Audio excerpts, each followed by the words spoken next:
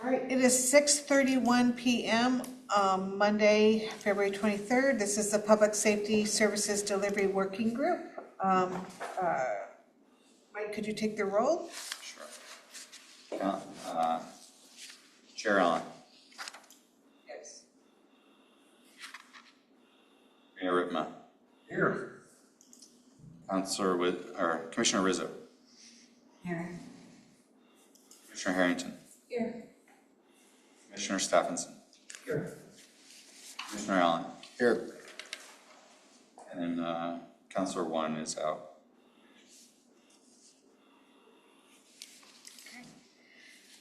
All right, thank you. We'll call the meeting to order. Number 2 is public comment. I don't see anybody in the room here, but is there any public comment online?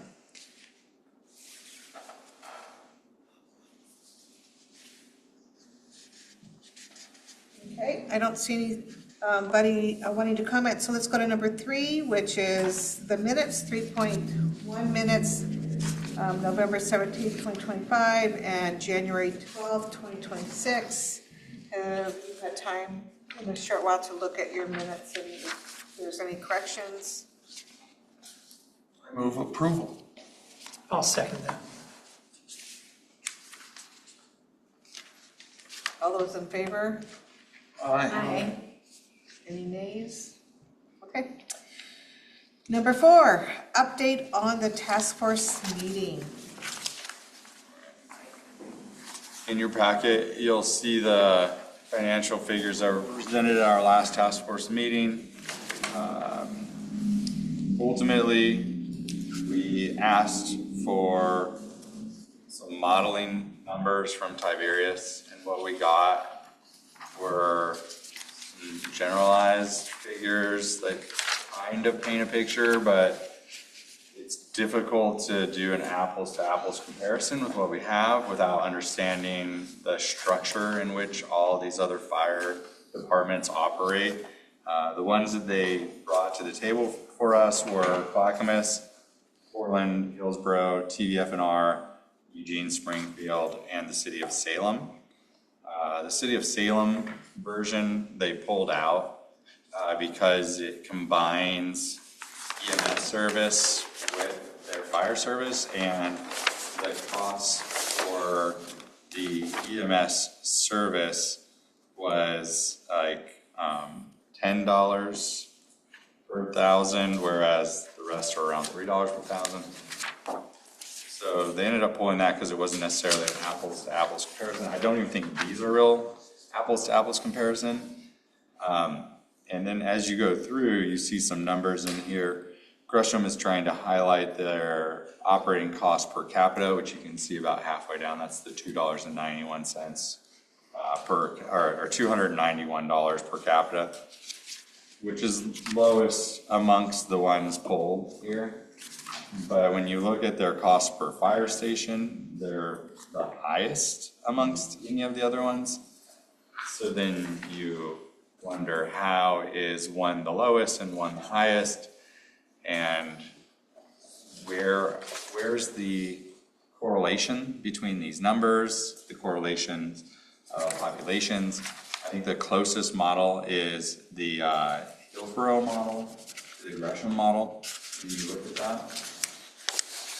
The other things that I was looking at that really that I felt were comparable is the calls for service per capita, which ones are similar to us. And with that, I think you saw the Gresham, Hillsborough, and TVF&R numbers correlate really well. And then so I was trying to figure out with those, what is our then cost per station with those 3 or 4. And you'll see they're relatively close, with Hillsborough able to conduct those stations the cheapest out of those 3. And so for me, I was looking for statistical correlations in the data. And those were really the only 3 that I could kind of discern from the data points, but it doesn't really tell me a great story. And I think that's where the task force was frustrated, and the fact that we couldn't really tell from this, what's the golden umbrella for a perfect fire district, right? Like, how are you going to formulate your fire district in the best possible working model? And it didn't really give us that information. So after much dialogue back and forth about what the data actually tells us, of course, like I was saying, Tiberius and Gresham were trying to highlight the cost per capita at theirs being the lowest, and everyone else in the room was like, yeah, but it costs $7 million per station and you're the highest of anyone else. And they were trying to say that that's because they're stacking services at fire stations. And so they have more stations per fire, or more units at the fire stations, and so therefore their operating costs of those fire stations were higher. I don't necessarily know if that's true, but anyways, that was just something that was kind of put out there as a possible explanation. Because they could say that in Clackamas, they're operating theirs at an average cost of about $3 to $4 million per station, but some of those stations are rural and they don't need a ladder truck and they don't need this and they don't need that. And so therefore their per station costs are lower when you take it on average. But if you take their station costs in their highly populated areas, then you would see a higher station cost for those. That's where you get to a point where you're not really comparing apples to apples then, and you really need to understand the makeup of each fire station in order to have a decent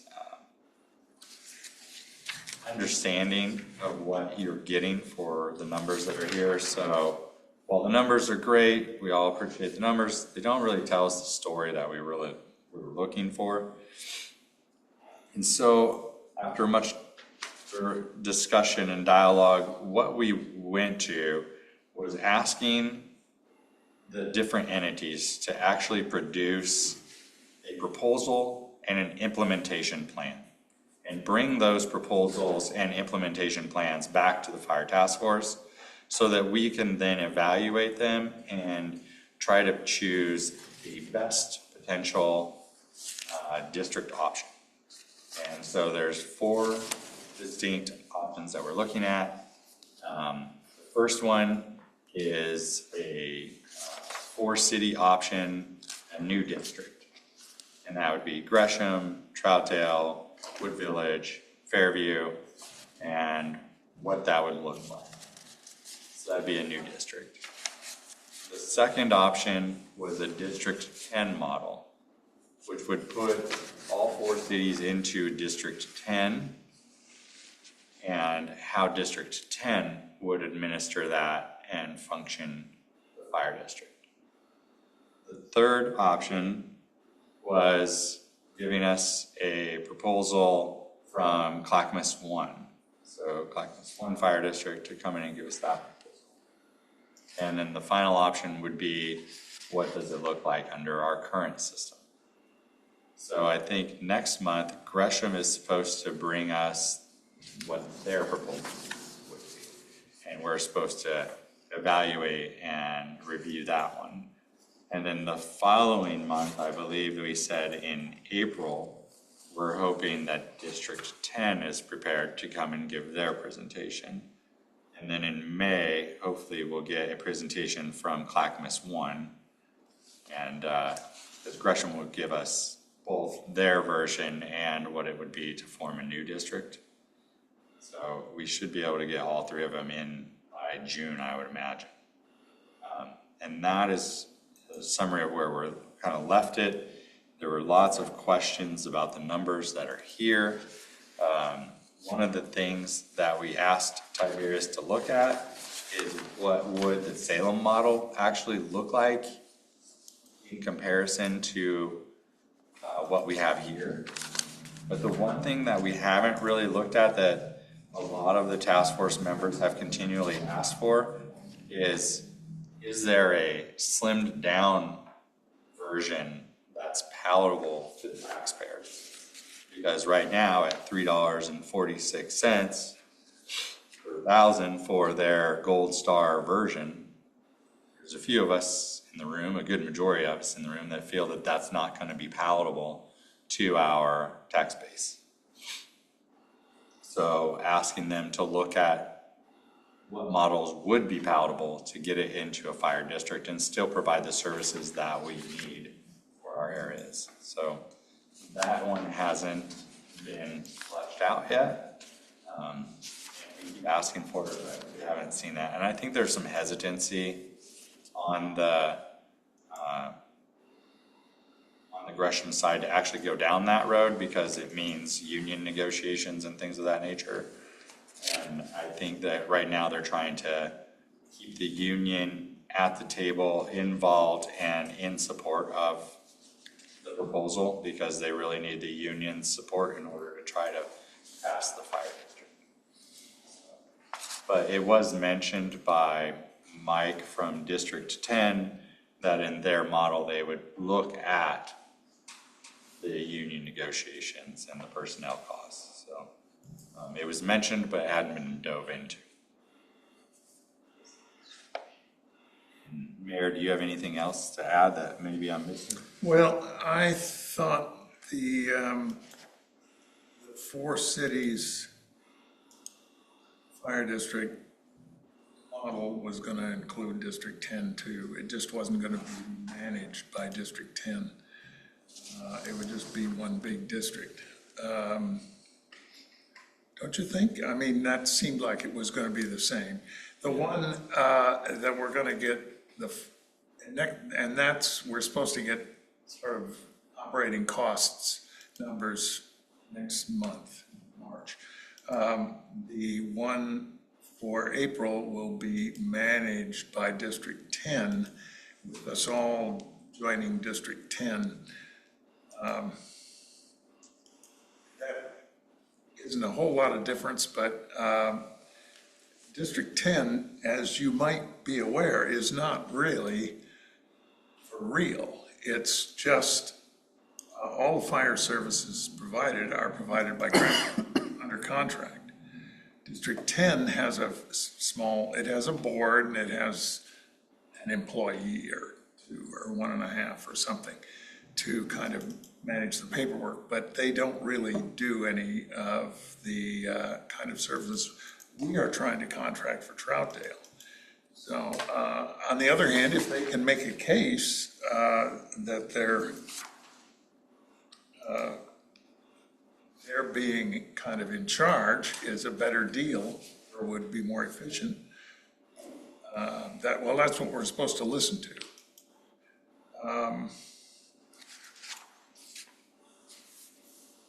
I'd also add, it's very, I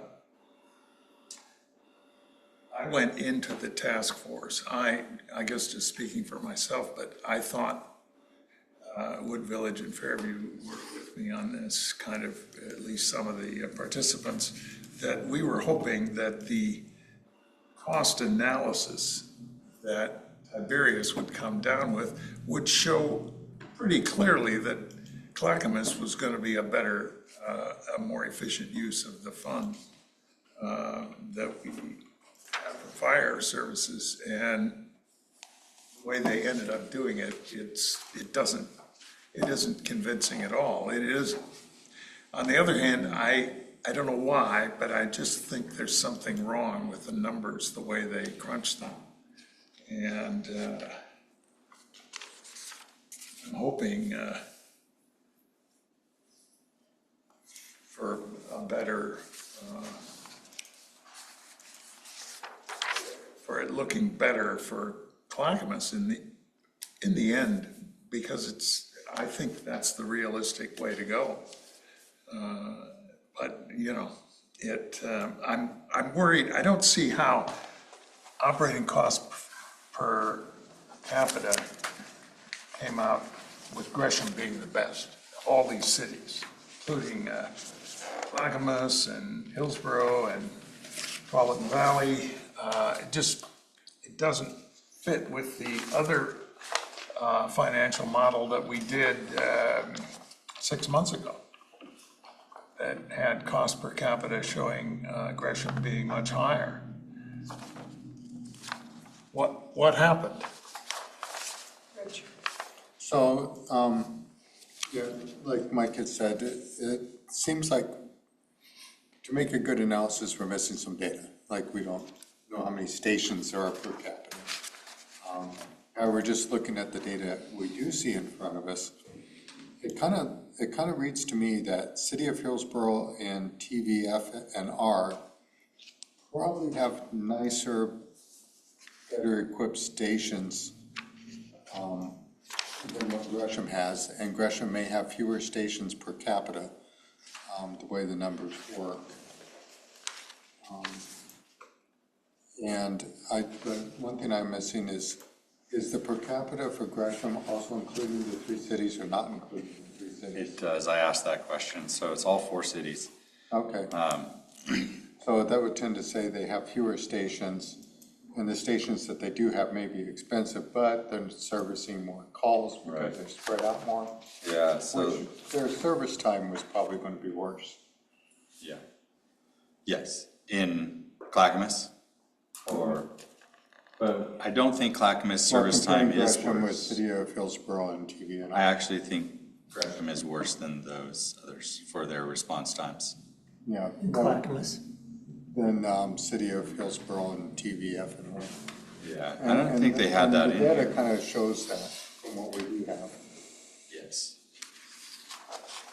Because we did pull the response times for the city of Clackamas, or not Clackamas, but for the Gresham Fire Department. They're in the 90th percentile, and I think their average call response time was about 14 minutes, is what they said. Yeah, for Clackamas, the data is kind of showing that there's probably smaller stations, more smaller stations spread out. Yes. They're not handling a lot of calls, they're smaller, but, And that's probably why it's cheaper per station, right? right, And that's the argument that Gresham was making in the meeting, is that, well, those aren't necessarily a fire truck and medic and investigation team or something to that effect. It's probably just the medic stationed there, just the fire truck. So that was their arguments on that front. yeah, I mean, other than service time going bad, call response time being bad, you would say that Gresham is being efficient with what they got.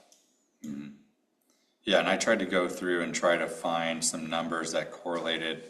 I was looking at the square miles, I was looking at the calls, the cost per call. Population density. kind of Yeah, stuff, and trying to figure out what's a like for like, apples to apples comparison.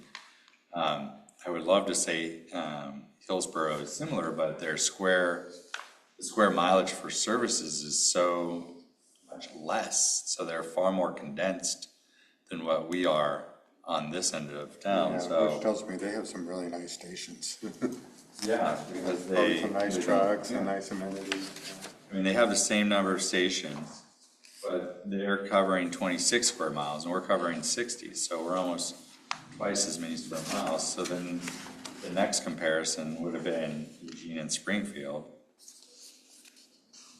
Going back and forth on that, but You have a logical mind. I like it.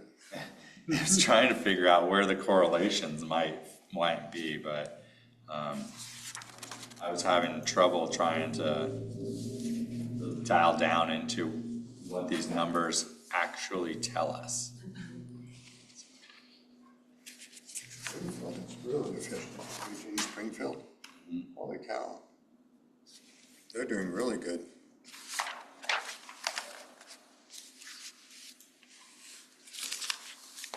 What do they do better than us, Springfield and Eugene?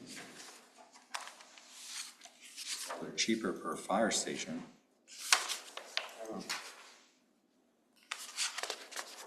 You know if their response times are crazy? I don't know what their response times were.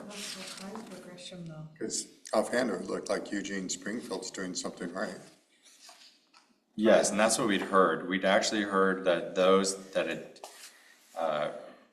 revamped their fire service, Eugene, Springfield, Salem Kaiser, had come up with a more efficient model.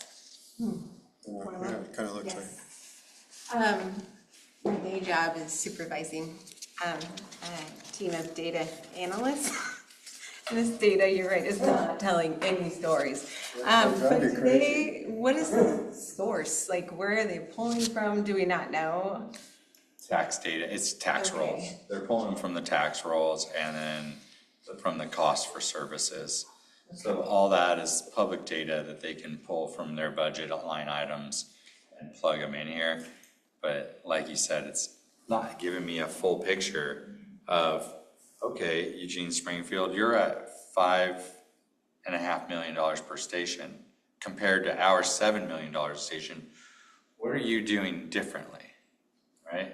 And what's your response times? We don't have any of that data. And I think those are relevant components that really help paint a picture. Yeah, I think the operations, that piece of understanding what's really happening, getting to this point is missed, the model, right? Like, Charlotte, Yeah. would you think that, you were saying that you supervised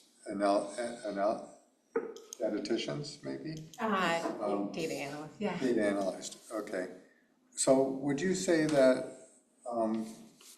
if we knew how many stations per capita and what else are we missing? Cost per FTE. And then, of course, response times. Seems like response times. That, and then anything special about their operations that also, that, how they run Why it. the difference, right? Yeah, How many units per fire station? How many shifts? What's your cost per FTE? What are your response times? Like, those are the things that's the data I believe would have been very beneficial in trying to analyze. yeah, because those are the things that were important to us Yes. in moving to a new model. And one other question, and I don't know if this came up at all, because I know when the firefighters came here, the union, they were in support of the model, but just wondering, do we know when they're negotiating their contracts at all, and if they're thinking about anything related to this and that? So I'm going to go out on a limb here because Clackamas One just finished their arbitration, and I believe they are a year behind where Gresham was. So I think that's why a lot of the Gresham firefighters didn't want to go to Clackamas One, is because they had negotiated a deal that they were very satisfied and happy with in their current CBA, and they didn't like that one. Now, after the arbitration and everything, it might be closer, but I don't know the exact date, but I imagine it was either last year or the year before. They usually go on 2 to 3 year cycles, so. Thank you. Any thoughts, Jenny? On this? Yeah, you said 346 for Gresham. They were estimating, that was the number that they gave us last time in their analysis for their gold star model with their 2 additional fire stations. That was the numbers that we presented at the last fire PSWAG meeting, if you recall, last time around. Okay, so if I take this by capita, right, so if I've got Troutdale at 17,005, Gresham at 115,006, Wood Village at 5,100, and Fairview at 10,671. Okay? So you're going by population, cost per population? Yeah, Okay. per capita. So what I get is, here's what's interesting, is the cost for Gresham's $271. The cost for Wood Village is $2.02. The cost for Fairview is $2.45. And the cost for Troutdale is $3.53. And why is that? How is that? Now, hang on, now that's at $2.85, okay? Now, if we go to the $3.46, Gresham's $329.78. Wood Village is $245.84. Fairview's $297.33. And Troutdale's $429.17. How are you getting the disparity? How would that? And why, yeah, why? Because of the property values in Troutdale. You're saying the property values would, So if I take, let's say, 346, 285, whatever, times the taxable value, right? Divided by the population. so you're just taking the boundary of Troutdale and saying I'm that. taking the population of Troutdale, because that's who's gonna pay, All right, right? So I'm saying per resident, man, woman, child, it's going to cost $329 for everybody that lives in Gresham, and it's gonna cost $429 for everybody that lives here. And you're gonna get less. you're saying at the tax rate of $3.46 per thousand of assessed value. And then because the assessed value of the houses in Troutdale are higher, they're going to pay a higher tax rate. Correct. They'll pay the same rate, they'll just pay They're more gonna pay taxes. more. Well, the Troutdale- rate's still $3.46 per. Troutdale's gonna shift. My point is, Troutdale as a city is gonna push more chips onto the table. That'll be true in any model, won't it? Yes. Okay, and so if that's, I agree with you, Dave, but if that's the case, how are you gonna get people to believe that this is a good thing? Because this is going to cost us $100 a person more per year. And how much is that? That is 1.689 million more. Troutdale's gonna pay per year. So what do you propose? I'm questioning, I'm saying, what are they gonna get for that? No, what do you propose as an alternate? I'm okay, I hear you, and I don't disagree. What do you propose we do? What do we do? If you fee-based it by capita, then it would change. Right. Because isn't it, what drives the cost of fire service? Is it the cost of the building? Because you would think that newer. Personnel. You would think that newer structure, nicer buildings tend to have better systems, right? It's personnel, Right. yeah. So what seems, most of the calls seem to be not actually fire, but medical. Right. And it seems like the population determines how much medical response costs you're gonna get. Correct. But the system for collecting taxes isn't per capita. It's based on property values. That's how we collect money to pay for municipal services of all kinds. How could we base, I don't understand, how could we raise money based on a per capita tax?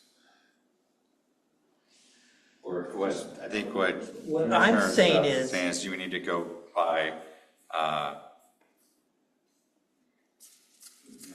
go ahead. I think what I'm saying is, okay, proportionately, the Troutdale citizens are gonna pay more. So if that means, and you could do this, if that means they get another station, or they get whatever, you've gotta somehow, if you're paying $1.7 million a year more than What do you get for that money? anyone else, what are you getting for that?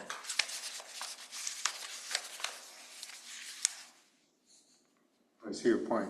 It does seem unjust. The thing is, It is unjust. but the other cities wouldn't, I'm not sure how we'd make the case to the other cities. We wouldn't be able to. Citizens of Troutdale should get more than them. That's what you mean.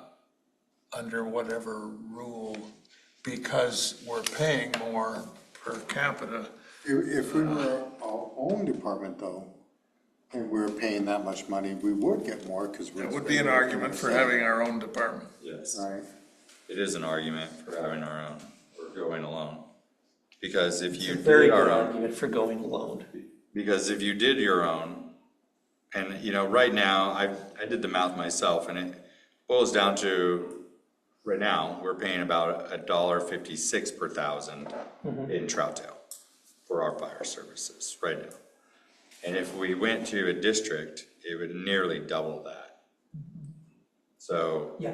then the amount of money coming from Troutdale is, instead of being 3.5 million, it's 6 or 6.5 million, right? It's more than that, yeah.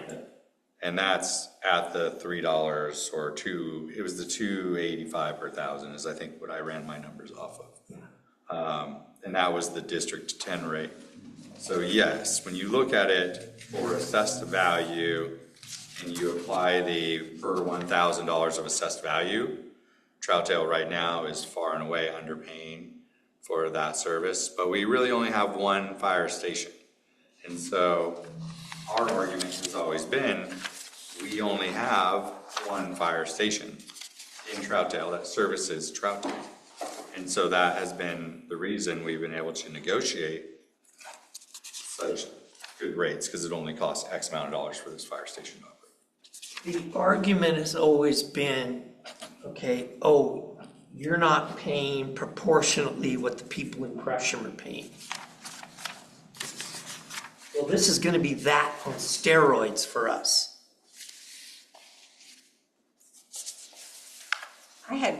Until you mentioned that, I just looked up the assessed values average for the couple of the other cities, and we are almost double. I had no idea that.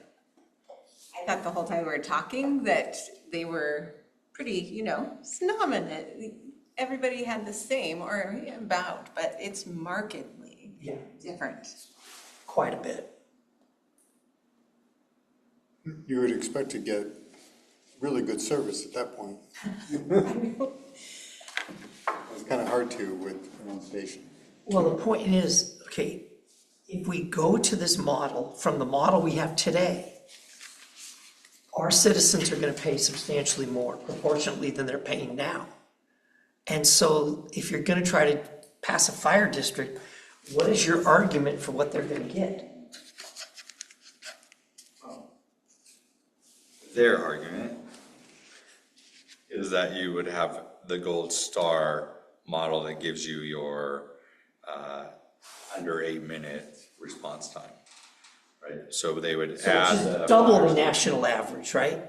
They would essentially add the fire station down here near Wood Village and Fairview, and one in the Pleasant Valley area, South Hillsborough. So that would ideally free up the station at the top. What is that? 75. Is that no, 75 is ours, right? Mm-hmm. What's the other one that's just over from the Gresham side that would come over? Is that 76? Over where? On Halsey? No, up top. The one over here on Halsey is 71, right? Are you talking about, is that 72? Are you talking about the one that's over? 72 is the one on Kane. Okay, is that the one that responds to the South Troutdale area? Yes. So that's kind of where they would be able to get those units to deploy that way, and they would be less likely to be called out to Pleasant Valley right now.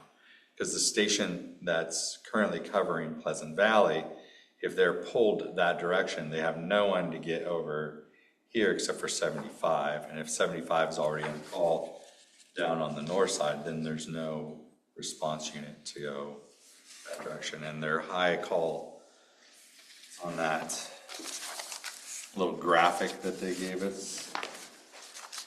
Included it right here actually on this. So what is the cost difference between the four-city option versus the current system? What's the difference This, for us? for the taxpayer? Okay, so this is like if it was the low-cost one, 285, that's 6 million. And we're paying just over 3 million now. We're gonna be at almost 6 million by the end of 2030. By the end of this contract with Gresham, we're gonna be almost at $6 million.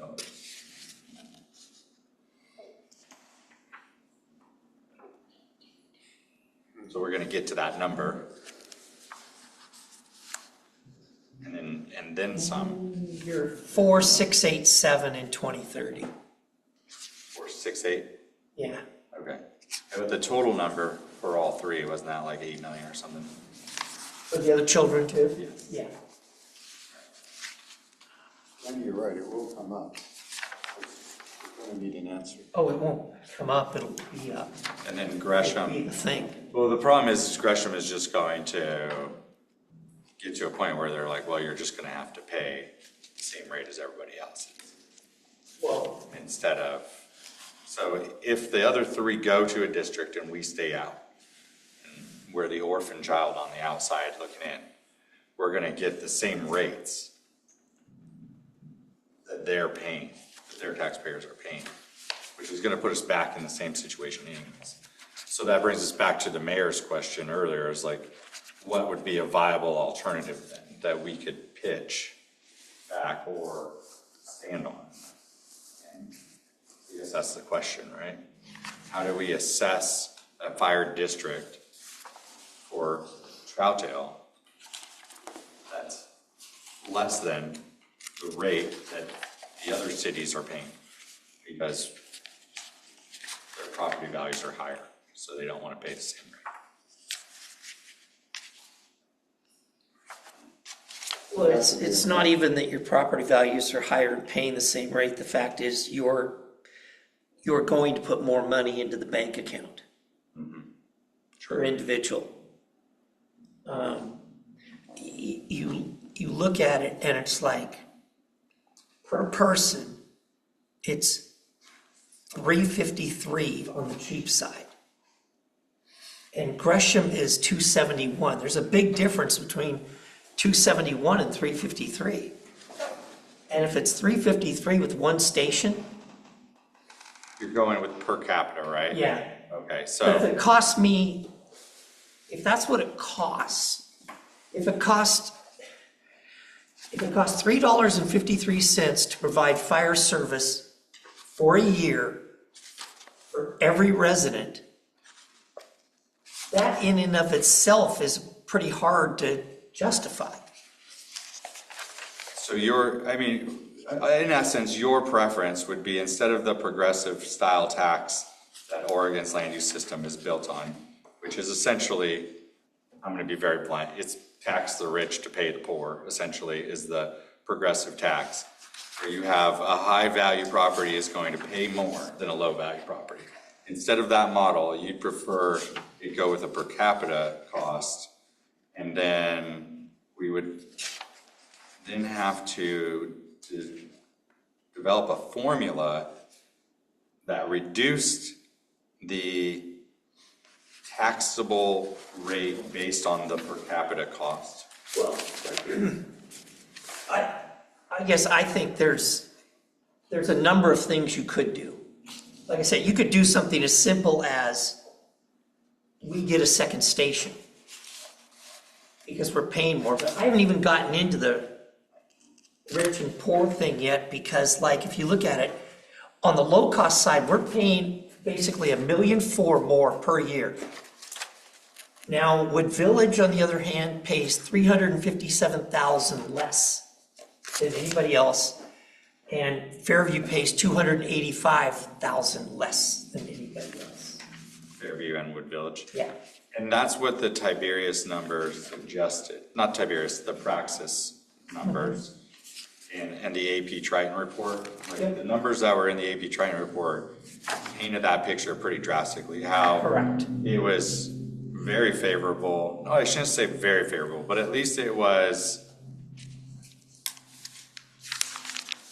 moderately favorable in Fairview and Wood Village versus Troutdale. Troutdale, it was not very favorable at all. I think the polling numbers came back abysmally in Troutdale, whereas in Fairview and Wood Village, it was, you got a chance. It was mid 40s, whereas I think we were low 30s. There's a big difference in those numbers, substantial difference when you think about taking something to the ballot. So,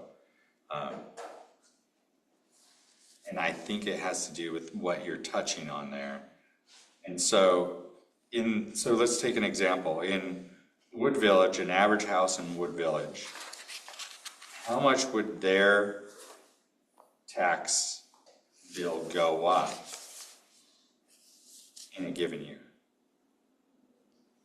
How much would it go up? Because in Troutdale, I think the average cost for a house that's assessed at, 450 to 500,000 was roughly about 700 or 800. Right. Okay, and so, you're asking what ours is gonna do? What would a Wood Village or Fairview average house do? Are they just generally assessed lower? So the average house in Wood Village is assessed at 250, whereas the average house in Troutdale is assessed at 450, or something similar to that? I'm just trying to get an idea of. It might only be $500 to the average household in Wood Village, where it's $800 to the average household in Troutdale, right? Yeah, so if the home is 250, which it's not, Right. okay, it would go up $712 a year. If it's assessed at 250, right? Correct. Okay, so the one that I have right here that we use, this is a house that's assessed at 225. It sold for 453 just last year, right? So it's assessed at 220. So at 250, it would be 712, right? It would go up. That's at 285.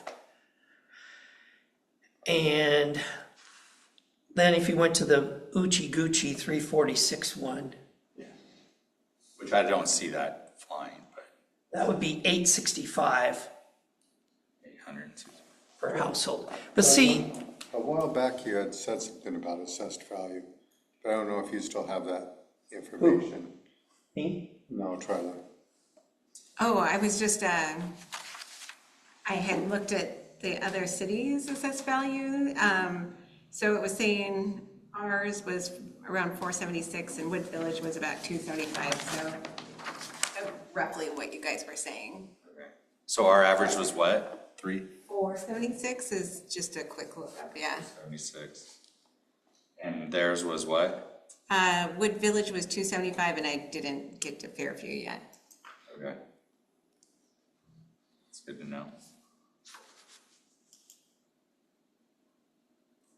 And that was the average assessed value?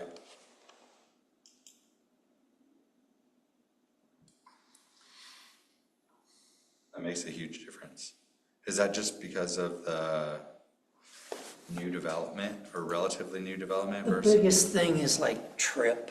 So like, and I'm not picking on them because they're big, but like Amazon would be like $700,000 a year just in fire increase. Yeah, that turns the needle a bit. Just their increase. That's on top of the whatever million it is now. Well, they would be a direct benefit. They would be part of the group that would benefit the most from the additional fire station. Because the additional fire station Would be ideally would serve the area north of I-84. right. I think Troutdale also has nicer living structures than see what you see in Wood Village on a whole. Well, it's pretty hard to justify millions a year, though, more. It's very Because different. they're already paying, like, their county tax bill is already like 7 million a year.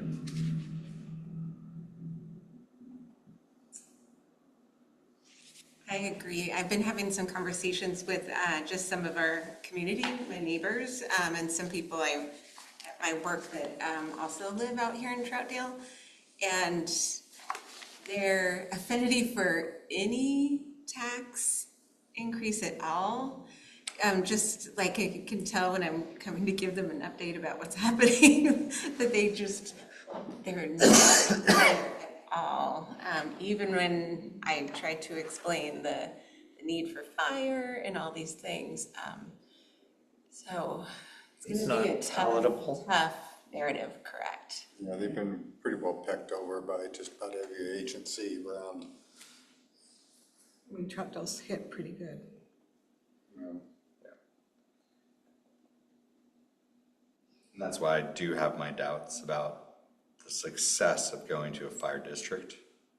And I'm concerned that that only leaves the option of what Mr. Wilcox has showed multiple times from what Jacksonville, Oregon does, and you end up having to raise your public safety fee to pay for the cost of the rising fire and police services as they go up, which is unfortunate.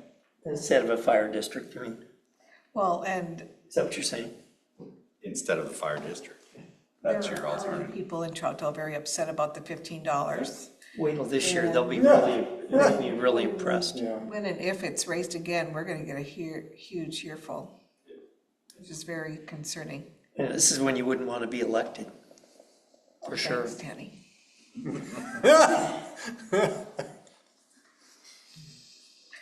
Victoria, you got anything? No, confusion. I'd be curious as to what your general feel is, or what's your general feel? Do you have a feel for your neighbors, or? Oh, nobody wants a tax increase. But you try to explain it's a necessary thing, you have to have it. If you don't have fire coverage, you don't have fire insurance, and then you don't have your mortgage. So, but I don't know, that idea of pause, if nobody votes for it, you might have to do it. Is the public safety fee? So remind me of that idea, and I think Paul's online. Jacksonville, Oregon has, but basically they pay for their public service through a public safety fee on their water and sewer bills, similar to what we just added last year. How much is it? Paul would be the one to ask, but he sent it to me. Are you there? I want to say it's like $75. That sounds like what I'd heard too. It might be less than that, but I thought there was like a $46 one for police and then a $25 or something for fire. Is that in lieu of a property tax? In lieu of a fire district and police district, yes. They just put those costs on their water and sewer bills every month. So it was like $75 out before you even had to drink water. So basically, you don't have to pay the property tax on it, but you have to pay the fee. Exactly. You pay the fee. Which that can have issues too. Not ideal. Yeah. Nothing's ideal. I mean, eventually you have to come to either you no longer have that fire service, or you have to figure out how you're going to collect that money for it. I think Tanny's right, this is gonna get pretty well picked over. Oh, yeah. Right, when Yeah. we go for whatever measure. It's gonna get pretty well picked over, so we have to have something that compensates, or, you know, this is what you're paying, but this is what you're getting, or whatever. And Tanny's 100% correct. Like right now, Troutdale's paying $3.25 million this next year. And that's the And- number they'll use instead of what it's going to be, right? Yeah, and if you break that down to the assessed value, it breaks down to about $1.55, $1.56 per thousand is what we're paying now. So if you raise that to $2.85, which is the District 10 rate, or the $2.42 is Clackamas 1, but then they have another 40-cent or 50-cent levy on top of that, so it's $2.92 total. That's Compared to our own still district. compared to $1.56 that we have currently. No, but our future with the district, what would that be? Oh, the one, their Gold Star model that Gresham was saying? They're saying they need $3.46 per thousand for their Gold Star model. And then they came up with another one at like $4.76 470. for Yeah. some other version of that model. But we're just like, we need to have a version that's palatable. So this is one of the things that I said, the counselor from Gresham said, or mayor said, and Counselor One said, is like, we need to be able to take the most logical and most cost-effective model forward to our tax base to justify any increase. So we need to be able to take something that's going to function at a high level and operate efficiently and cost-effectively, and hopefully at a number rate that the taxpayers are willing to pass, which is, as you can see, we have issues with a $15 service fee. So, But I haven't seen anything come from Gresham where any of these numbers include capital. the capital improvements, Yeah. that's what their Gold Star model includes, the capital. Includes the capital. Because so most of these, let's say it's 346 or 285 or whatever it is, you're also gonna have to pass a capital bond. So it isn't gonna be 285. Well, they're It's gonna be like saying, four something. they're saying that they already have most of the capital. Feels that Gresham already has most of the capital, with the exception of the 2 fire stations that they need in order to close their little pink gaps in their little map thing, their service map. The last thing I Including saw was 160 million in capital. 160 million in capital is what Gresham has. Was their request. That's what they're asking for. Yeah. Was that their levy? That was what they said they would need to do. That wasn't any new stations, that was rebuilding some stations. And I believe adding a very small amount of personnel. Over a span of how many years? I believe this was at least 5. It wasn't adding any stations, it was 160. It was rebuilding 72, rebuilding Station 2, rebuilding or reacquiring the administrative building. Oh, if they formed a new district, Correct. those were the But estimates we'd for. still be playing in that sandbox. Yes.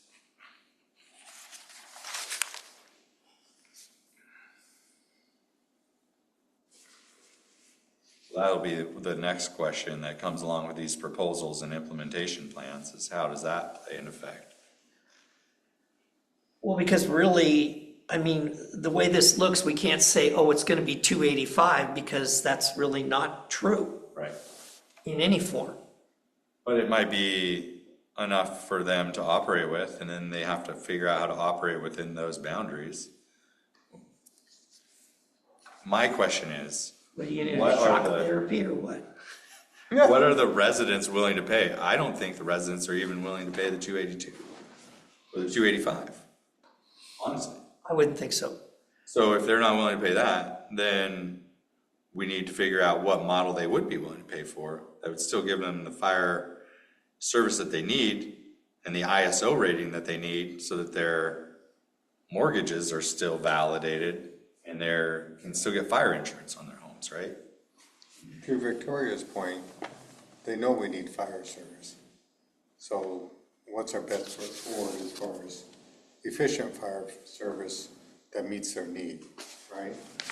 Yeah, I think that's why, and we mentioned this at the task force, I think that's why you have to dive into their operating model.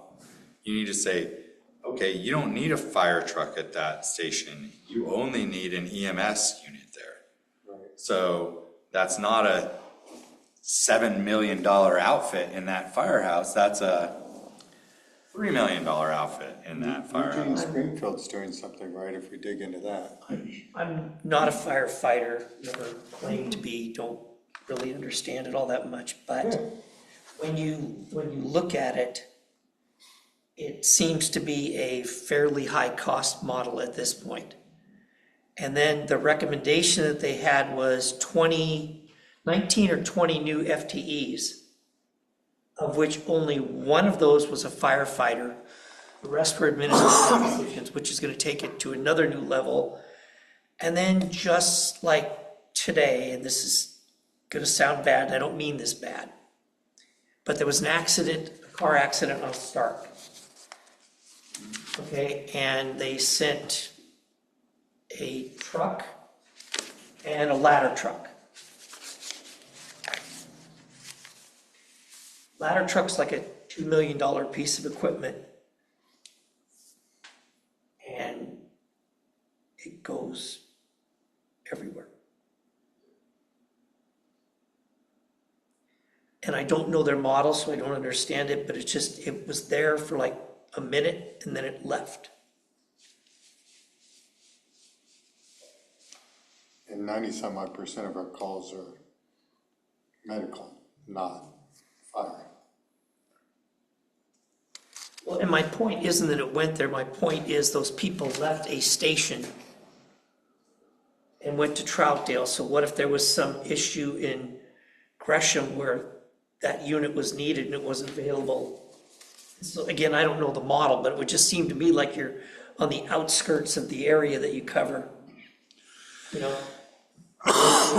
pieces of equipment. Does the fire truck have the absorbent material for the spillage in an accident? You know how you have radiator water, you may have oil that gets on the road and they have to pick that up? The fire truck? I think most fire trucks do. I know that the ladder truck has some other things in it, but I don't know that Like a an lot of EMS that, unit usually doesn't have that kind of stuff. but they have EMS units. And, well, they have hazmat units. Oh, they do.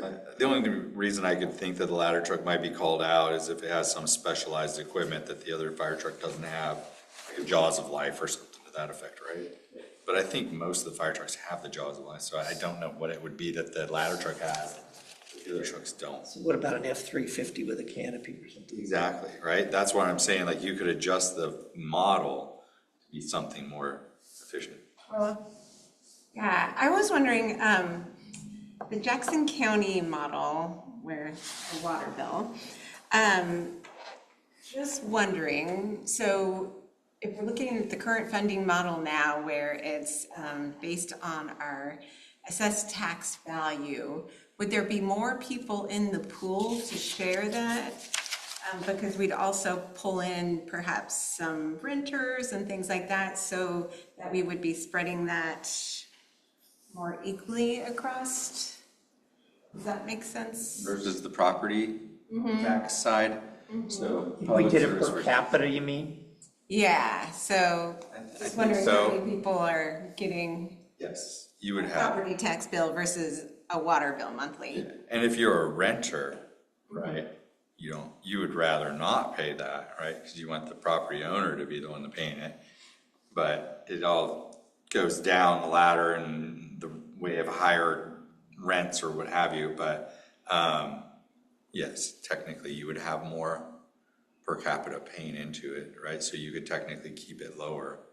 I think right now we're at 15, but with the amount that it's costing us, it's closer to 30 to 40 currently, I would say, possibly more. Because they If also you took benefit. the public service fee and you were just gonna pay fire service out of it right now. I think what we have currently at 15 generates about 1.3, 1.4 million. So you would have to double that at least to get to the 3. So that's why I'm saying $30 to $40 per month or whatever would be the. But you're not really looking at that fee covering the cost, you're looking at the fee covering the delta from what you had been paying. Well, regardless, You know what I'm saying? yeah, If you pull that out completely, what we're trying to, right now, we're just trying to get it to cover the the funding gap, right? So the cost of police and fire exceeds our property taxes by about, last year it was 1.5 million. Next year it's gonna be closer to 2.5 million. So trying to figure out how we can cover that gap in the interim. Or get it to a fire district where it's no longer taken out of our property. That's our financial conundrum, right? But, Well, it's still gonna be our money. yes, it's still the community's money that's going into it. And I guess what I mean is, I look at this and I think police, fire, and city services in one big bucket, whether it's a fire district or not. And you've got this bucket, and then you've got this much going into it in revenue to cover the expenses. Because at the end of the day, who's responsible for all of those services? The city is. It's not like you can say to some resident, oh, that's the fire district, go talk to them. Well, you could, I don't think it'd be a good election tool, but. Thank you.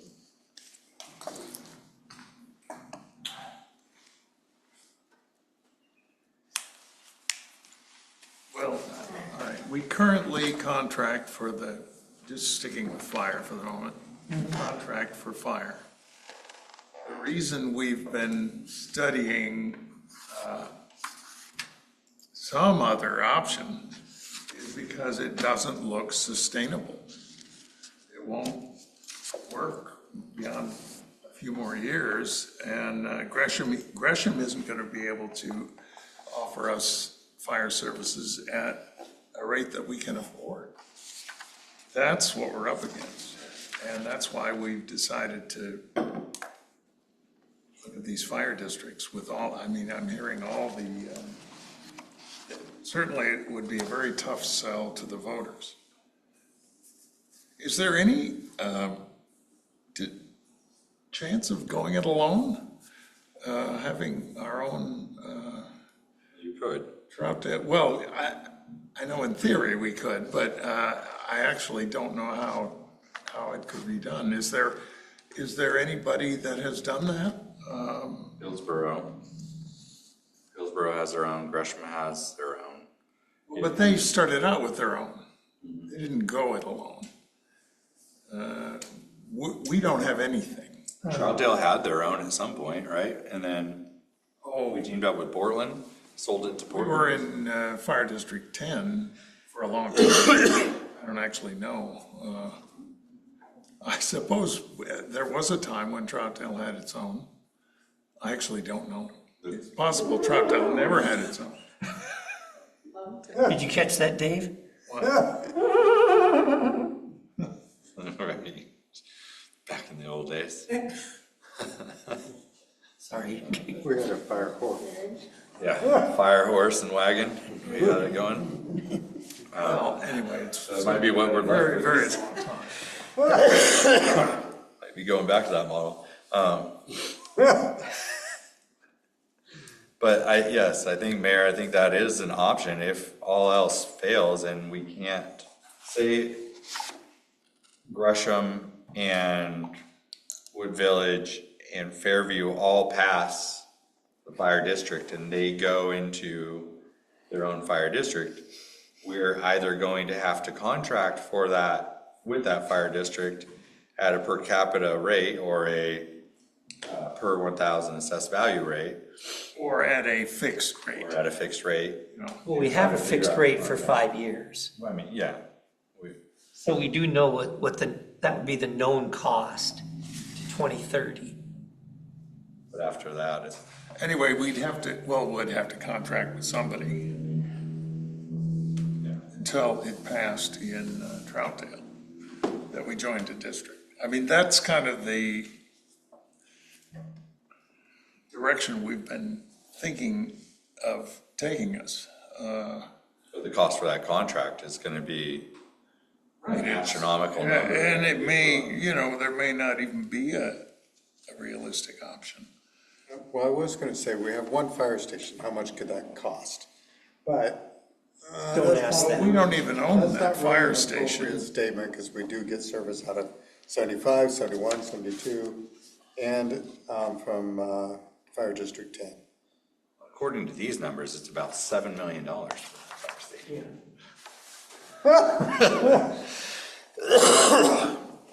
But if you did, I'm not saying you should, but if you did go on your own, you would probably get that station for free Or some costs. for very low cost. It belongs to District 10. Right. So, 75 does, 75. And that's who'd probably be taking care of you anyhow. District 10. Well, we haven't ever discussed until tonight, going on our own, that I recall. Yeah, what would that number look like? Do you have a rough What? guess? If we did our own?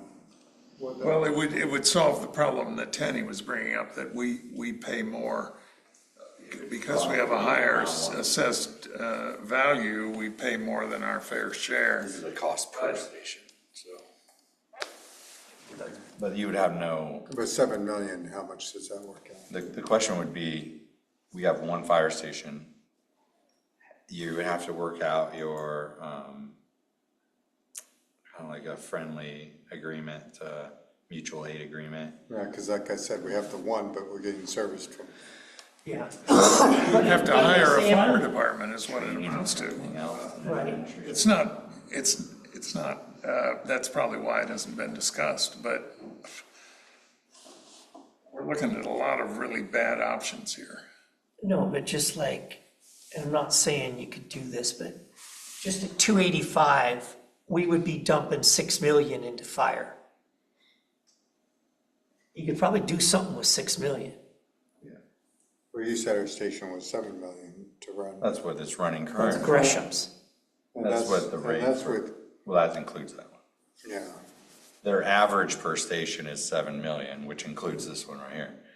But that's not to say we couldn't run it at a better or more efficient number, but like Tanny said, if you pass the $2.85 per thousand, that's $6 million. They should be able to do something with that that's sufficient for the people of Troutdale. right. For the people of Troutdale, that should be sufficient. The thing is, we can't do it that way. We can't pass a 285 assessment unless it was a 5-year levy. We'd have to renew it every 5 years.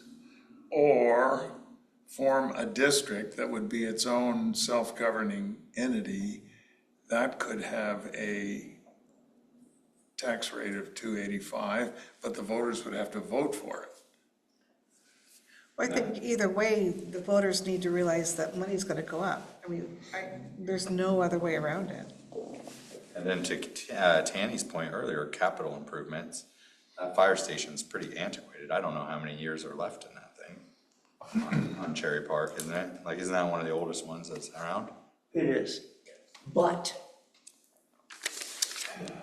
of all the stations Gresham was going to replace, that one did not make the list. Say that one more time. Of all the stations that Gresham was going to replace, that one was not on the No, it list. was not. Well, because they didn't want to invest money into Troutdale. This was including, this was everybody's, we're all in the bunk bed together program, and there was nothing on there to replace that station. I think it's because Gresham doesn't own it and District 10 owns it, so they're less likely to want to invest their money in it. You look at Tiberius, look at the Tryon, look at all of them, there's nothing in there about replacing 75. That paints a worse picture, you realize that? You're painting a worse picture, because we're gonna go into a situation where we're paying more and getting less. That's my whole point. It's my whole point. We're in that scenario regardless, no matter what option we choose. But it's going to be worse. Yes. If we're paying the annual gratuity, we keep paying that, that's a better scenario for our residents than going to a district. For the time being, it's less sustainable, and we'll have to keep raising the public safety fee in order to keep surviving the delta. Is that what you mean by annual gratuity, the $15? No, the, Funding gap.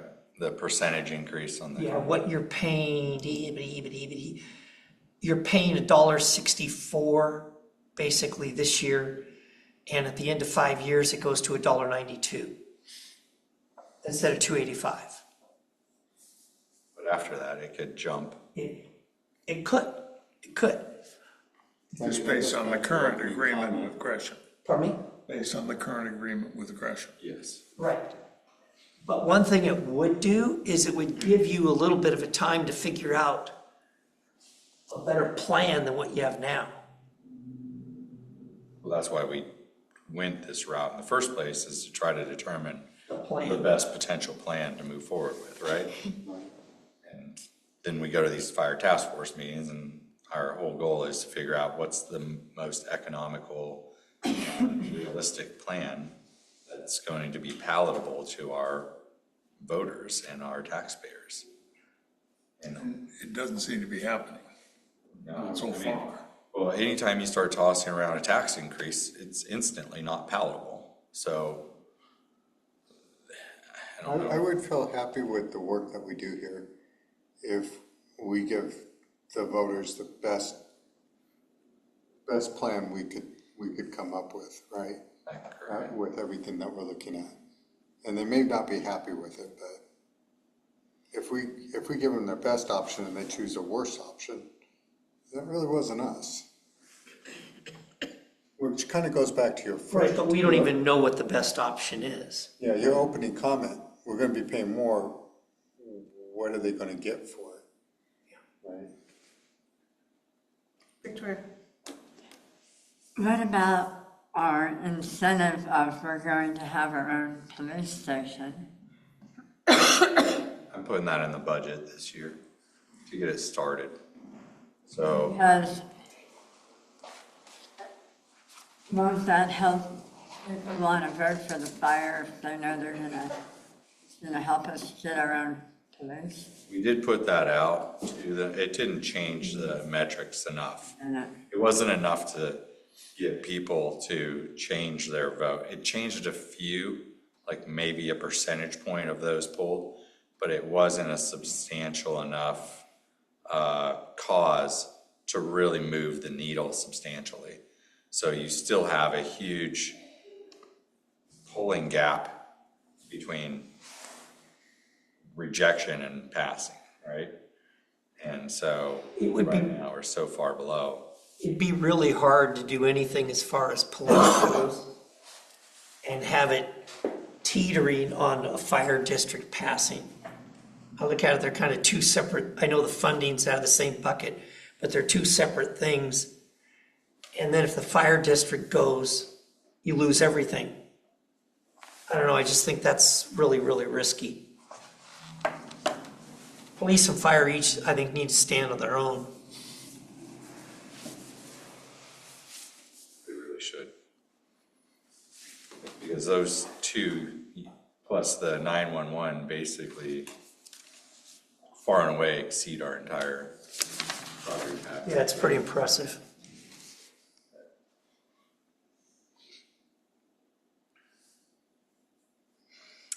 I was looking back in the minutes, and this group started August 9th of 2023.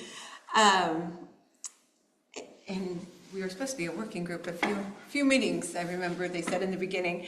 But I remember in the beginning, I felt like we did look at like the cost of us just moving forward with like District 10 or something like that. Does anybody? District 10 or Clackamas, right? Yeah, but just us. Does anybody have that information or recall what? I probably have, I might have some of it, because it was, I think it was the three of us in the beginning. You know, I was kind of It's us wondering, meeting Wood Village and Fairview. I think Troutdale. we just, And we ran the numbers, yeah, before we were thinking of a partnership of you know, just Troutdale. Oh, just Trout, Yeah, just Troutdale doing this or doing that, is what she's referring to. And Dave, you had some strong thoughts during that time of what you had an idea of we should be doing. Now, have we strayed into a worse condition or a better condition? Is their trajectory better or worse than back in those initial All right, when this discussions? group was first formed, I wasn't in it, but my thought in last year, 2020, 2020, Time goes by fast. when we were faced with Gresham Yeah, just being unreasonable, I was in favor of having a deal with Clackamas One, and it wasn't going to be cheaper. It wasn't going to be cheaper, but in the long run, it was going to be sustainable. That we would contract with District One.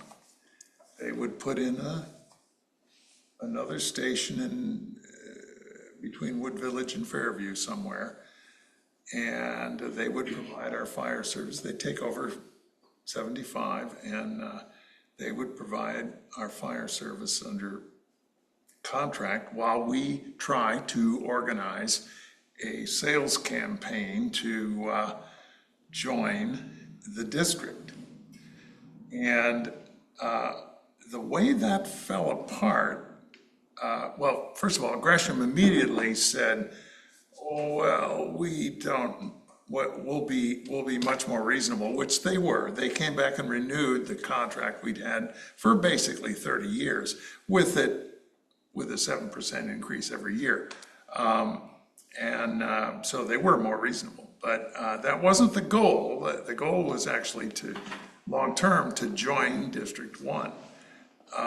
But what really, I feel, killed that was the unions were very much opposed to some of the cities, well, everybody but Gresham, going off with Clackamas, and Clackamas was having its union problems, and it fell apart for that reason. And then Gresham started being a little more interested in joining a district. And that's kind of where we are now. Gresham is talking like they're interested in joining a district. It's just that we have this, Tiberius has given us these graphs that are incomprehensible. Why is it that Gresham provides the per capita the cheapest model? It doesn't seem right. There's something wrong with that, but I don't know what. So anyway, but that was where I was coming from. You were going to say something? Oh, no, I was just shaking my head. I think in the end, I agree with your assessment. In the end, though, I think the Troutdale residents are the ones who are going to vote and going to make the decision. And they're the ones we represent.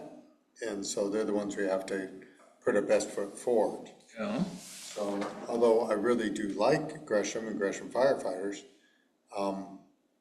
we have an obligation to our population. So what do we do? Well, the idea of going, forming our own department or something, I just don't know how realistic that is. I've never heard any. If I could, the mayor brought up a really good point, and Tanny kind of was touching on it earlier. It's the per capita, right? They're trying to sell us on the per capita, but the service we're getting is falling behind national standards, and it's getting further and further behind every year. And they're saying in order for them to provide the service that we need, it's going to be 55 or 56 million, right? Isn't that what the 160 million. I mean, for their additional 2 stations, they're saying 55 Annual or 56 budget, million. you go from 44 For their to 55. Gold Star model, and if you plug that in and then you divide it by their per capita of 153, then you get a cost closer to $3 or $365, which is right there with the rest of these guys, Right. which It are in the isn't 200 zone. Right. So the cost for them to actually provide the service that everybody else is getting, if they were providing that same service, it would be $365 per thousand, or per capita, not the 291 per capita. They're getting by with 291 per capita because they're providing an inferior service in comparison to what the other ones are. Tammy? Dave, just on the comment that you made, you said it wasn't going to be cheaper to go with Clackamas 1, but it was going to be different because they were going to add another station. In That's what I Troutdale. said, yeah. And that would have decreased response times. Yeah. And Oh, yes, that I think they been- would have provided That good would have service. been a significant change from what you're doing today. You look at it, it's like, you know, the response times are gonna get worse. Yeah, both Wood Village and Fairview felt they could sell the District 1. And this is, once again, a while ago, last fall or something, but they felt they could sell the District 1, the extra cost now for the current budgets for joining, for contracting with District 1 with the goal of eventually joining District 1 by their substantially improved service because of having a new station built. That was less of a selling point for Troutdale, but we still would get better service.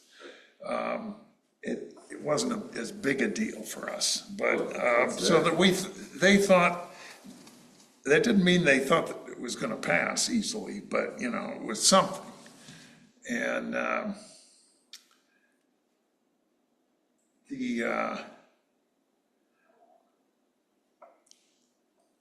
I'm still thinking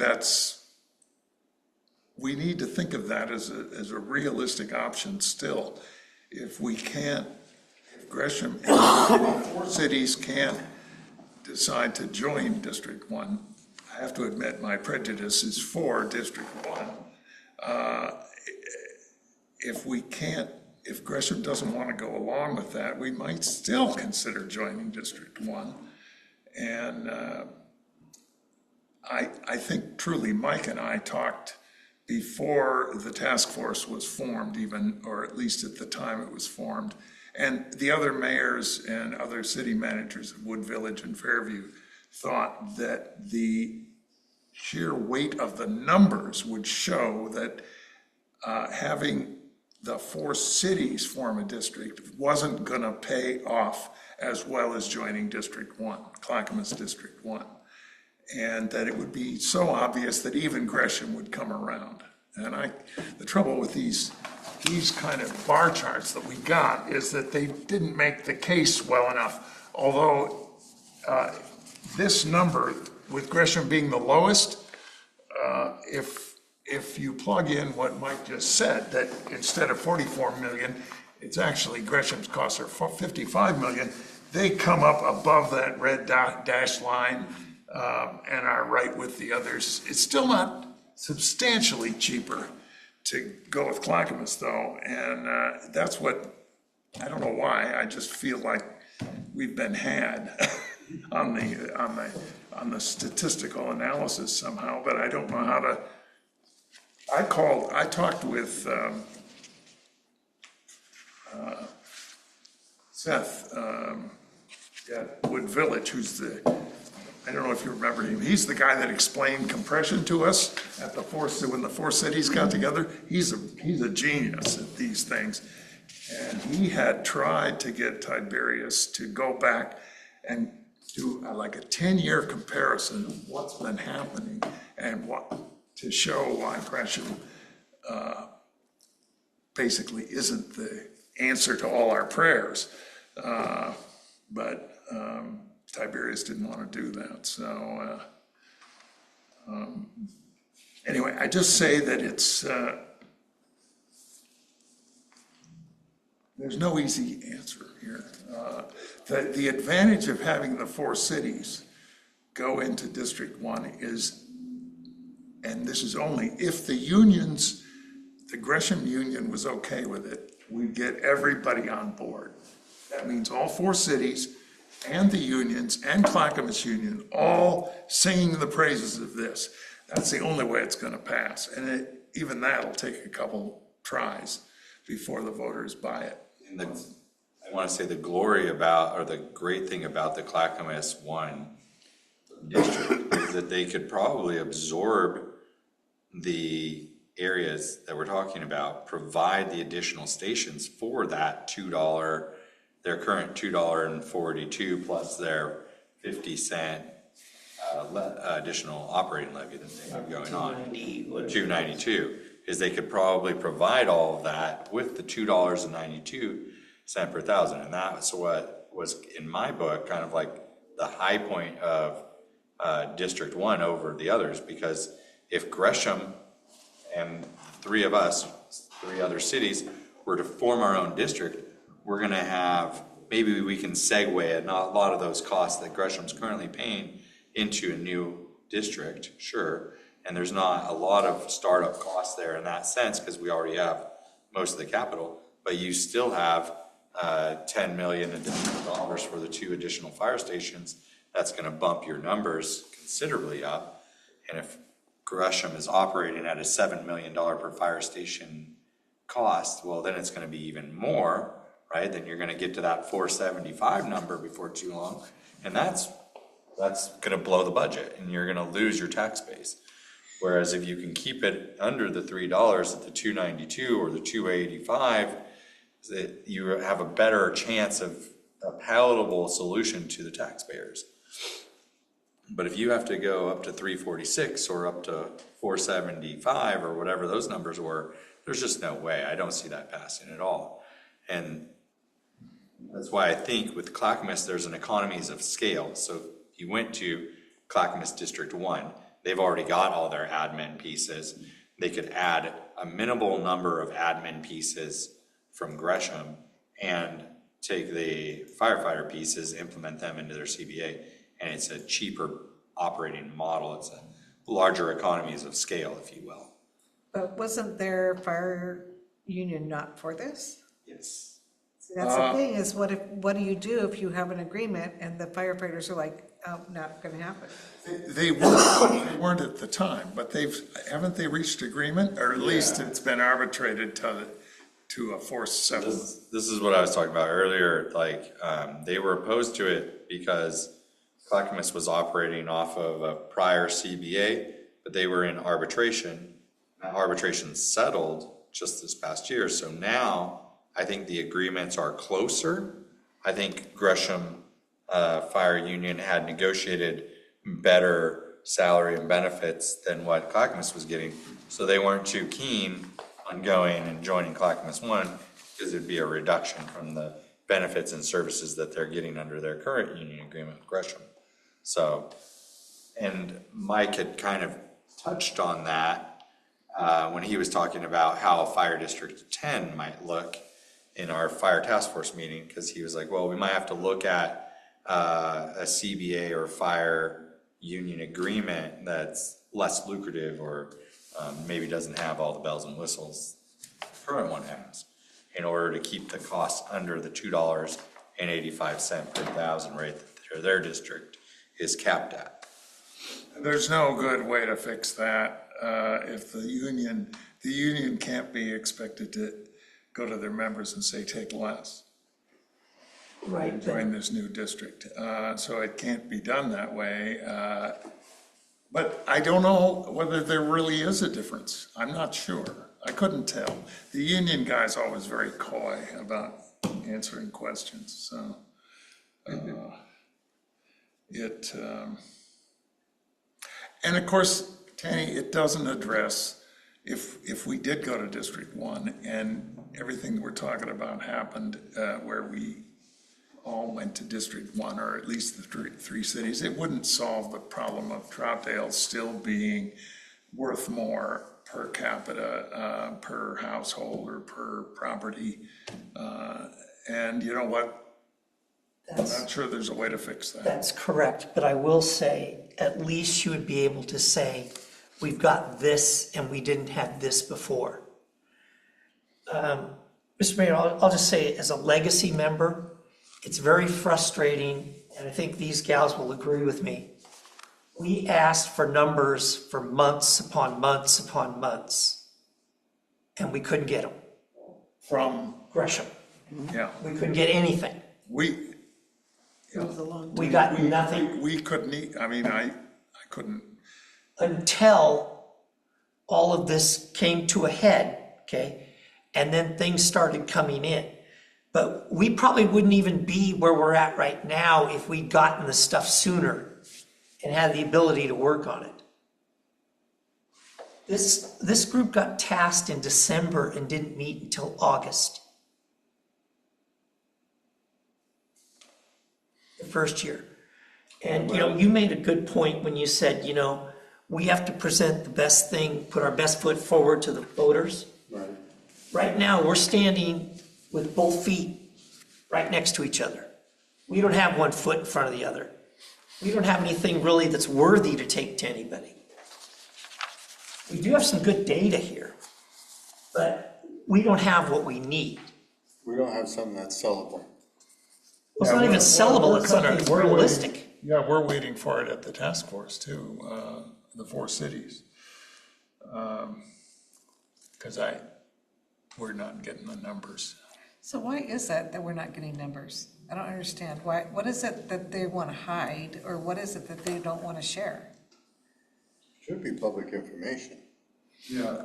I think what it boils down to is there's some additional administrative costs potentially floating in there that aren't accounted for, or there's additional benefits tied into their CBA that maybe other places don't have. That's what we're left to assume, given the costs per station. But that's why I question, why didn't it have a per FTE cost? Or, why didn't it have response times, or, what are we getting, what's our bang for our buck that we're actually getting from Gresham?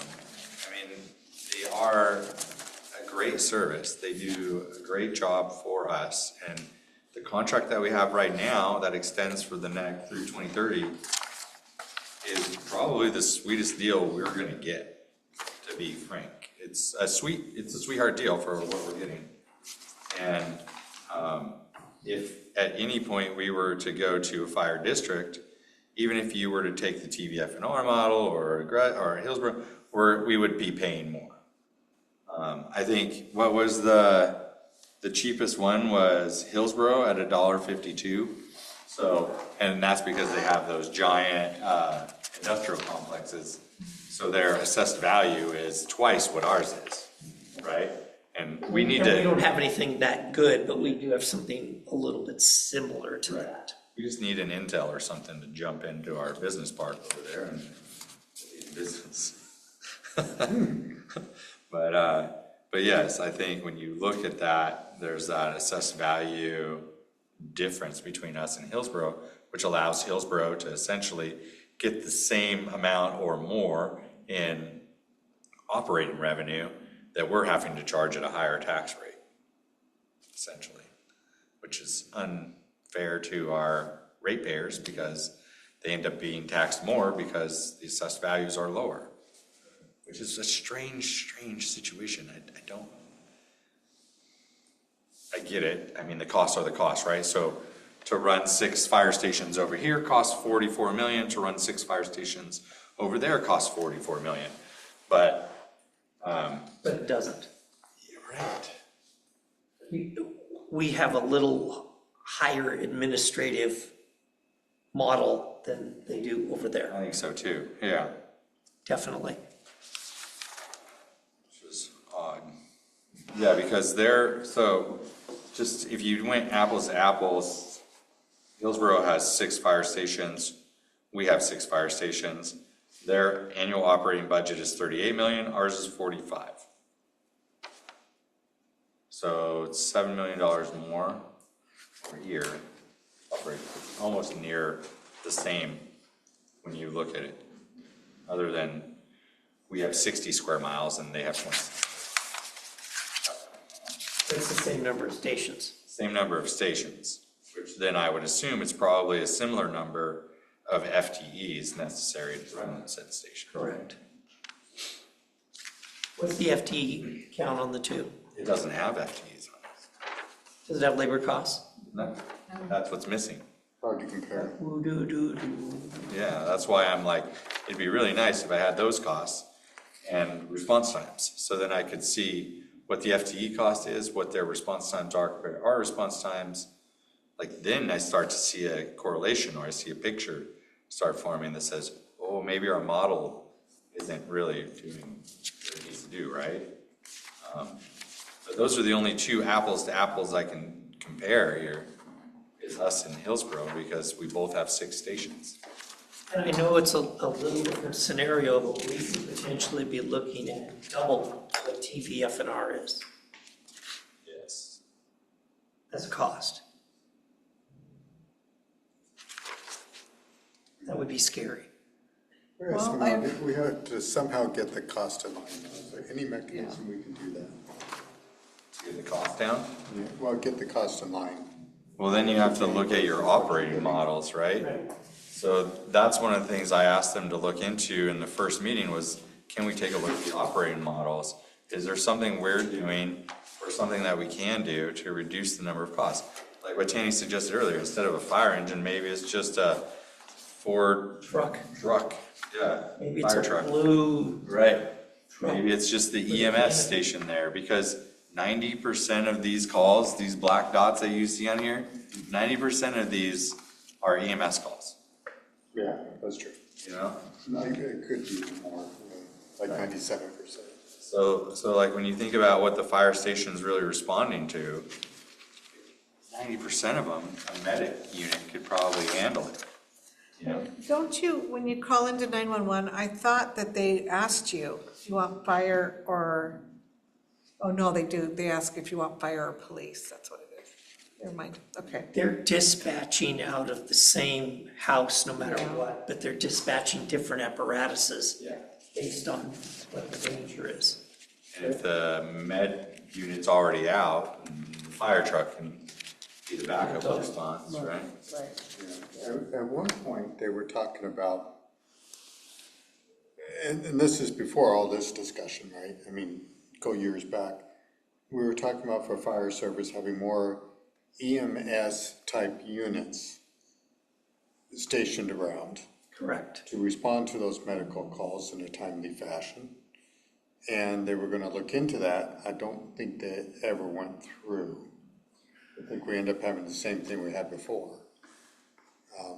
But the idea is, you need, for a fire, for the firefighters to actually fight a fire, don't they need 4 firefighters on scene to fight a fire? Correct. Right? And if they had a ladder truck and they had an EMS vehicle, do they still have enough firefighters to respond, right? I thought we operated on 3 and Portland operated on 4 per truck. I could be wrong. Well, we can't fight a fire with 3, but we can run an engine out with 3. Yeah. So we can't go in a building Right. with 3. And then you have your inspection team as well. So you have your site supervisor inspection team is there. If it's a fire, you have your site coordinator. Battalion chief, Yeah, and then you have. incident command. Yes, and then you have the fire ladder is responding, and those guys are in there fighting the fire. Unless it's a Yeah. 2-ladder call or a 3-ladder call. What Rich is referring to is something we did years ago where we said, look, we really want to get a different vehicle out there. And that was the QRV program, Quick Response Vehicle, which they got a couple of those, but then, we renamed it the QVC program because they weren't really out there that much. Yeah. It was kind of back to Well, the. Tyler can check me on this one, but if we had another station, even if it was just an EMS station, not a firefighting station, but an EMS station, that would really help with our call response time. Maybe not for fire, but Oh, yeah. for EMS, and statistically, that would help out a lot. Yeah. At 90+% of the call. And that's what they're talking about. And it seems like that would be cheaper to build than another ladder truck station, right? And if those EMS happen to also be firefighters, like if there's an incentive for that, then they can respond to a fire with the ladder truck. Twyla, do you remember, wasn't there a discussion of the Multnomah County Commissioner? Didn't they say that on the paramedics, that there had to be 2 paramedics in an ambulance? Wasn't there that whole thing? They changed it now. It was changed? Is it a requirement or is it, I know it's better. No, not for, they're, I think it's testing out for a while, 1 paramedic and 1 EMT. I think the response times are up is what Oh, the yeah. outcome was of that, so it is working. Because the 2 was, they were having complications with. Right, there's not enough paramedics. Yeah. And positions. Yeah, I noticed a difference in the performance, even if you get just 2 people responding instead of 1 person responding, even if they are a paramedic and an EMT. Just the fact that you have 2 people on scene has some kind of synergy to it. Well, you really can't go out there with 1. Right. I don't think they even allow that. Well, hopefully we get more information, or I think our next round, we're supposed to get proposals. maybe that'll have the information we're looking I for. think it'll have what those how they operate in their proposal, at least I'm hoping, I'm hoping, yeah. so. Because if Yeah, we're paying more, we have to sell. 4 cities with Gresham, and the 4 cities, Gresham model. Yeah, Gresham's supposed to give us their I think proposal. it'll cover District 10 also, but I just don't want to be in that position where, like you said earlier, where we're waiting months and months and months for information, and then we're up against a deadline. Yeah, and somebody had mentioned the different contracts. So as we look at the different models, I don't know how much we can ask for data-wise, but it does look like there's some significant, if we're looking at like Clackamas versus Gresham, and then some of the other metropolitan ones, there are some differences in their pay scales. So it'd be interesting to look at that too, if we're thinking of those 2 different districts modeling out that cost. Yeah, sometimes, so just a heads up, sometimes the pay might be less, but then they have higher benefits, or there's some gives and takes, so it's good to have both. I call it the front side and the back side, which gives you all the costs on the back. So then you're comparing the total unit cost is X, total unit cost is Y. That way you can see everything, because there are sometimes maybe they have a higher overtime benefit wrapped in because they're staffing it with fewer people or something. So then it looks like it's another, and so they might have fewer staff, but then their overtime is so high because they have fewer staff, right? So then those staff have to work more hours and they get better overtime, higher pay, and then there's a huge delta there that if you just hired 3 or 4 more people, you would not have $10 million in overtime. I think that level could be helpful because this is not very. Who was it, the Portland Fire Chief had like 200 and some odd $1,000 in overtime last year. Just overtime. Just him? Yeah, just him. Wow. Yeah, his pay was north of 400. And 200 and some odd, over 200 of it was overtime. Busy man, he's in more meetings than we are. What was the job? Yours. Yeah, Portland Fire. I wondered about the idea of just comparing Clackamas and Gresham going forward. Side by side. Yeah. Well, just comparing one to the, because we're not going to contract with Portland or Hillsborough or TVF&R. We're just not going to. It's nice to know, but they all look similar enough, and it's not really relevant.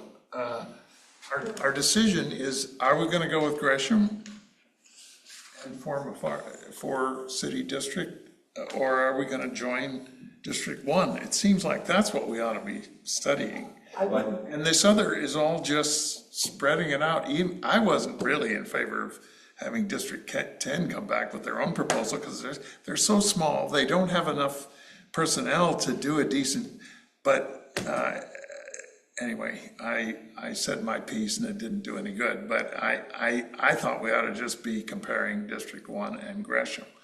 By what I'm talking about, it's not joining Gresham, but having a Gresham-centric district of the 4 cities and Fire District 10, or everybody joining Clackamas. That's, to me, what we ought to be comparing. I have to disagree. All right. Because when we got hit with 373 before, half of our city council said, well, if that's what it is, that's what it is.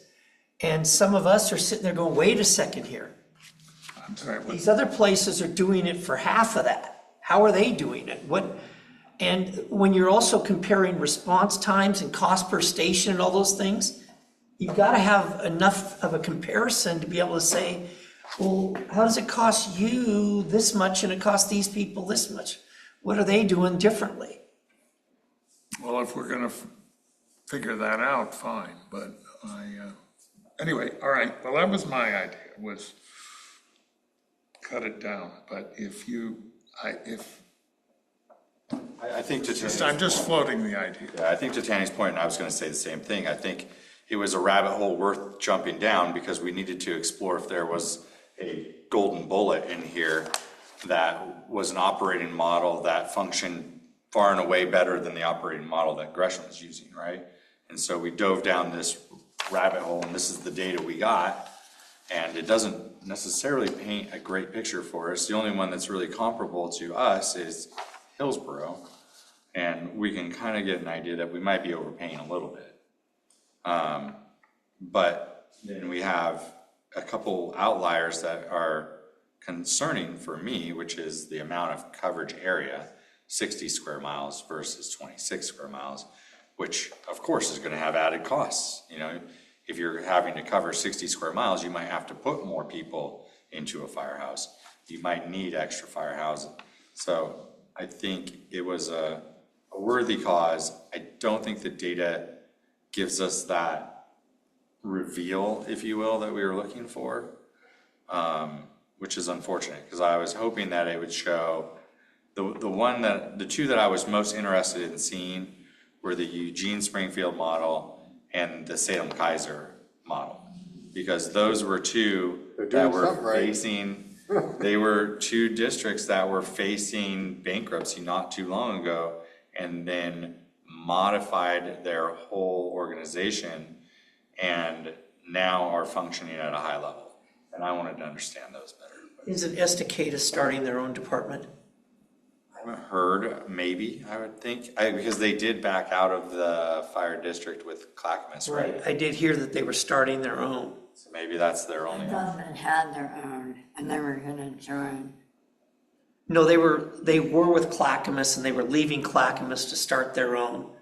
And so, I mean, that might be a good conversation to just say, okay, what did you think you need and what did it cost you? Because it wouldn't be that much different there than here. So I can't help but notice that we pay property taxes in multiple jurisdictions. And I can't help but notice that the jurisdiction that actually gives us the best fire service isn't the most expensive one. So there is something to how efficient is this place, how efficient is that place, and how are they doing it? Because I think we do have to consider that. And it probably has to be baked into the model. Well, I also think we have to be transparent. We have to say, okay, this is what our response times are.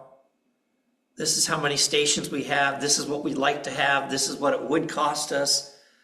This is what, we actually think people can afford. I mean, I think we have to go through those things and say, this is where we are, where we want to be, and this is what we think is going to work. Right. If we do nothing, it's going to cost you this much. If we do this is what you get, and this is what it costs.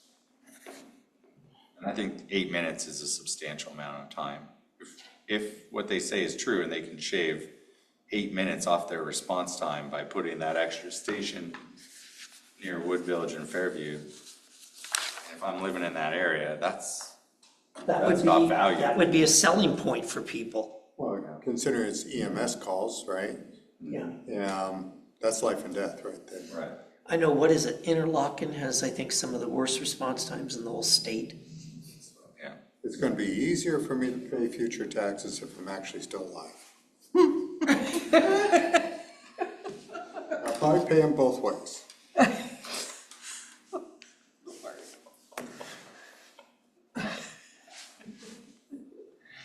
All right. So more information next time. We're trying. I can only give you what they give me, but we keep asking for, the cost models, what a operating model looks like. One of the things that we wanted to see out of this was what everyone's doing and how much it's costing them to do it. Right. We didn't really get that information. And then at the end of it, what it boiled down to is, what do we really need to know? We need a proposal, like what the mayor was saying. What we really need here are proposals and implementation plans. Because we can't vote on this. This doesn't give us enough data to vote on. And there's not enough correlations in here to base a decision on. So come back to us with proposals and implementation plans for how you would implement this. And then from there, What it would look like, we'll look at them and including capital. decide which one it's going to be. Can we have a look at what the cost per amount of service that Troutdale's getting? Because they've got to realize we've got to somehow sell this to our population, right? I've been saying it at every meeting. I've got to be able to take this to the ratepayers. I've got to be able to. See if they can do something there. Makes it more palatable, because if it doesn't pass, it's all for naught. Yeah, and one of the things I asked them initially was like, can I get a cost for service per jurisdiction to provide the service at the 8-minute goal, right? But they didn't catch that, and so what I got was this, with a cost per capita, right? Because I did say per capita, I want to know, like, but I wanted it broken up, like, what's Troutdale getting for what they're paying for? And what will Troutdale be getting for what they will be paying for versus now versus later, right? And I think that's, to Tanny's point, is it will be a stark difference on what they're paying, but not a very stark difference about what they're receiving. Right. And that's gonna be, we'll get slaughtered. Yes, my sentiments exactly. I don't know how it happened, it was Tammy's thing. I would just say that I really appreciate you, Dave, and I appreciate you, Mike, because this is a situation where you've got to go in against the regional larger kid, and the other smaller ones are watching you go in and take these guys on at every meeting. I'm not trying to oversimplify it. I think it's just a really tall order to say, hey, we need this, and they're just like, no. So it's frustrating. And these meetings, they're not even recorded or anything, are they? No, there's minutes of like the discussions and stuff, but They can do math, they can see what we're facing, and hopefully they show mercy. Mayor and I will both attest, we've both been very vocal at these meetings, so. Well, I'm sure that you are, No, and appreciate I that. definitely appreciate that. I'm just curious for the voters who are going, they're looking at Troutdale City Council, and they're looking at, our meeting and going, well, how do you come up with this, or why is it going up? Whereas if it was recorded, then people could we could say, well, go listen to this meeting. And then they would understand the battle that we're up against, and, we're going against Goliath, really, right? And trying to figure this out, so. I don't know if the meetings are recorded, I don't suppose they are. Although some, well, at least Travis. Stovall, joined, or somebody else sometimes joined online, so they might be recorded. you know, they. I haven't heard it say this meeting's recorded, but maybe it says that. I don't recall that either. There are minutes, I suppose, although I don't know that, do we get them? Required for minutes. Yeah, we did get minutes last time. Okay. Anyway, Or just it was a No meeting. recording, no witnesses, just minutes. Got it. Victoria? Estacada is their own fire district. They had a contract for 18 months with Clackamas. And then they pulled back. Yeah, and then they voted back and became a fire district again. That's what they Estacada. had their own, they joined Clackamas and then they went back to their own. They got upset about how they did a fire. Yes, they were, there was an unfortunate incident of some kind that might have made anybody mad, so. But, well, I wonder how that's working for them. And that's the In question. Estacada, you know, I mean, if they could do it for the amount of money we're spending to contract with Gresham or Clackamas or whoever, maybe we could have a district, have our own fire department, but I wonder. It's never been suggested it was a good idea, but that doesn't mean it isn't. Well, I always thought how when we travel and I see these cities that are about the size as ours have their own, I wonder how did they do that? And they're not depending on a huge city next door to provide their services. And I also see smaller cities, like in Wasco County, where they have their own fire station in this small city, and how they got that. Oh, it's and huge, huge. how they got that there and how, I have no idea. Well, But- I'm sure that's not just the city, that's probably the But I- county also chipping in. I'm just saying, it's just interesting when you see around and then you see the struggles we're going through. There are many municipalities in the United States that do hybrids. And that's actually how most of them do it. So maybe that's something we need to kind of look at as well. Hybrid. We have volunteer, partially volunteer, is that what you mean by hybrid? Yeah, Yeah. because that's the only way they can, a lot of them, that's the only way they can do it.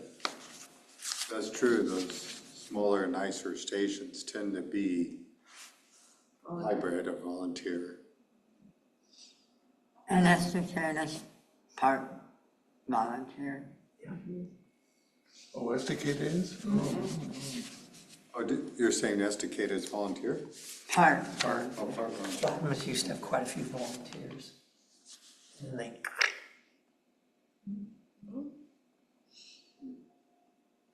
There you go. Lots of thoughts. All right, should we Well, I look don't know, we've for, thought about it before. Anyway. I had similar thoughts too when I was looking at them. might be a thought. that's what we were looking at back when we did that. When we looked at it for the cities. Is Corbett or District 14 or any of those, are they part of it? Corbett's all volunteer except for the chief. What's their direction? Is it come back with some proposals or? Well, I'll just keep sharing the we'll information. meet again after the next, when, I assume that's what we're setting, the next meeting date.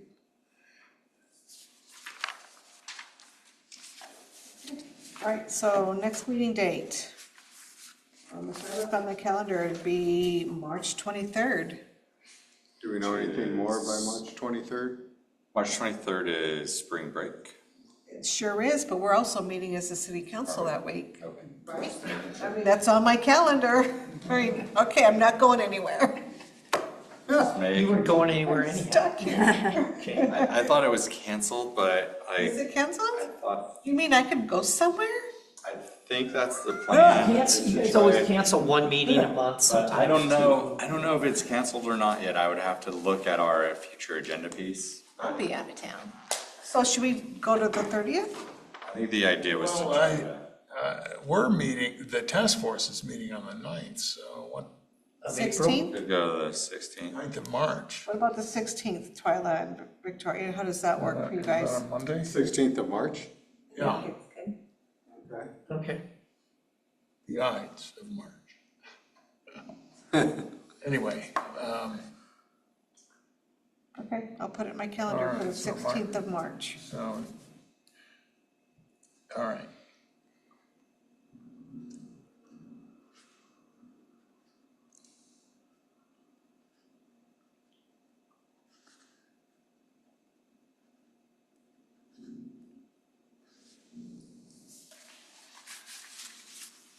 Okay.